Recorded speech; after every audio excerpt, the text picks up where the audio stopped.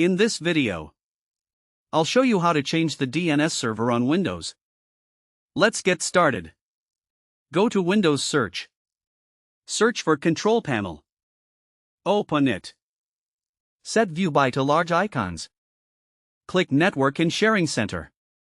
Click Change Adapter Settings. Right-click your active internet connection. Then click Properties.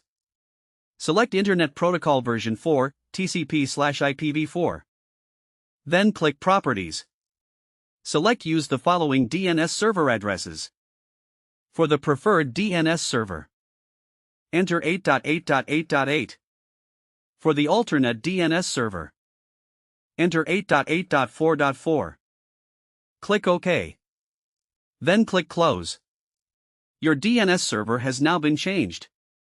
If you want, you can disconnect and reconnect your internet connection, or restart your computer to make sure the changes are applied.